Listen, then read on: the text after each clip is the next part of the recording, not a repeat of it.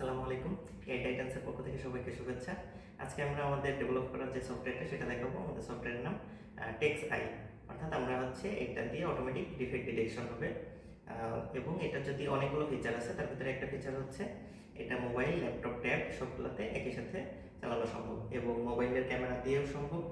পিসির সাথে যে ব্লুটুথ ক্যামেরা বা আমাদের যত ধরনের ক্যামেরা আছে সেগুলো সবই আমরা এখানে কানেক্ট করতে পারবো। এবং আরেকটা সুবিধা হচ্ছে এটা সম্পূর্ণ অফলাইনেও ব্যবহার করা যায়, অনলাইনেও ব্যবহার করা যায়। যদি অফলাইনে কেউ ইউজ করে কোনো ইউজার, তো যখনই ডাটা কানেকশন পাবে বা নেটওয়ার্কের সাথে কানেক্ট হবে, তখন এটা অটোমেটিক সিঙ্ক হয়ে আমাদের যে সার্ভার থাকবে সেখানে এটা স্টোর হয়ে যাবে। তো এখন আমরা সরাসরি সফটওয়্যারটা দেখি। একদম শুরুতে আমাদের যে ডিফেক্টগুলো আছে, এগুলো প্রথমে ডিফেক্টগুলোর নাম দিয়ে লেভেলিং করতে হবে, অর্থাৎ কোনটা কোন ডিফেক্ট সেটা আমাদের অ্যাপ্লিকেশনকে আগে চিনিয়ে দিতে হবে। তো একদম শুরুতে আমরা যাবো defect training.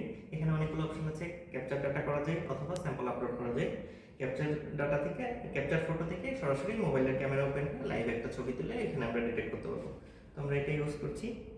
Capture photo, camera open হয়েছে, টেক ফটো। এরপরে আমাদের যেটা ডিফেক্ট এটা এইভাবে মার্ক করতে হবে, মার্ক করে এখানে সেই নামটা দিতে হবে, এটা কি ডিফেক্ট। তো আমরা এখানে নাম দিচ্ছি হোল।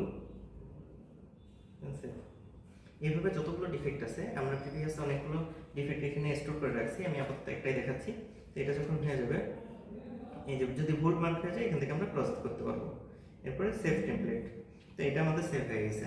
তো এরপরে আমাদের কাজ হচ্ছে, যখন আমাদের যত প্রকার ডিফেক্ট আছে, আমরা যে ডিফেক্টগুলো নিয়ে কাজ করছি সবগুলো ট্রেন হয়ে গেলে এরপরে আমরা লাইভ ক্যামেরা দিয়ে এটা ইন্সপেকশন করতে পারবো।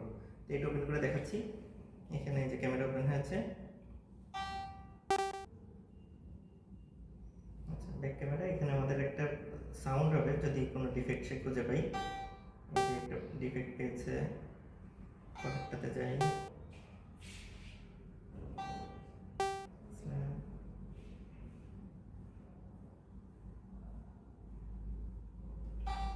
দেখতে পাচ্ছেন এখানে ডিফেক্টগুলো, যে কতগুলো ফ্রেম সে স্ক্যান করছে এবং কতগুলো ডিফেক্ট এখানে ধরা পড়ছে।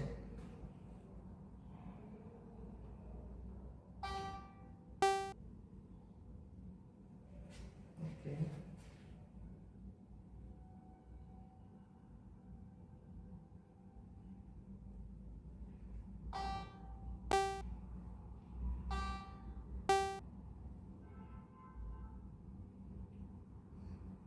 আমরা আপাতত এখানে পজ করছি, পজ করে দিতে পারবো। এখানে আমরা দেখতে পাচ্ছি কতগুলা ফ্রেম সে স্ক্যান করেছে এবং কতগুলা ডিফেক্ট ধরা পড়েছে। তো ডিফেক্টগুলো এই যে নিচে দেখা যাচ্ছে।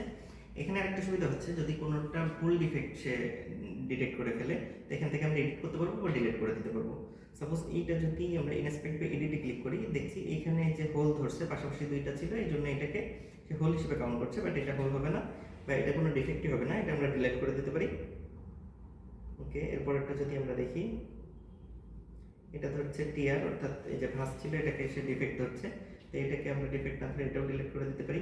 এইভাবে যতগুলো সে ইন্সপেক্ট করছে এগুলোকে আমরা চাইলে এই যে এখানে সেভ অ্যাজ ট্রেনিং টেমপ্লেট আছে, অর্থাৎ এটা ক্লিক করলে এই ডাটাটা সে ট্রেনিং হিসেবে ধরবে। যেমন এটা একটু ভুল ধরেছে ওয়েব স্ক্রিপ্ট, তো এটাকে আমরা চেঞ্জ করে দিচ্ছি হোল করে, দেন সেভ অ্যাজ ট্রেনিং ডাটা করলাম। এটা এখন আমরা ট্রেনিং ডাটা থেকেও এটা দেখতে পাবো। এই যে এটা মাত্র আমরা যেটা হোল হিসেবে এই সিলেক্ট করেছি।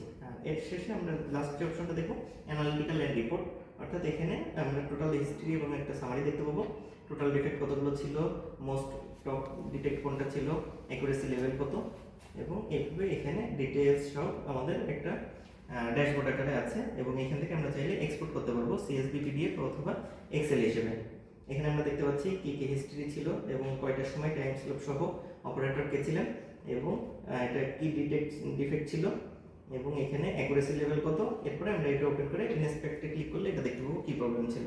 এখান থেকে আমরা চাইলে ডিলিট করে দিতে পারবো যদি ভুল হয়, অথবা চেঞ্জ করতে পারবো, অথবা ট্রেনিং ডাটা হিসেবে এটা স্টোর করতে পারবো।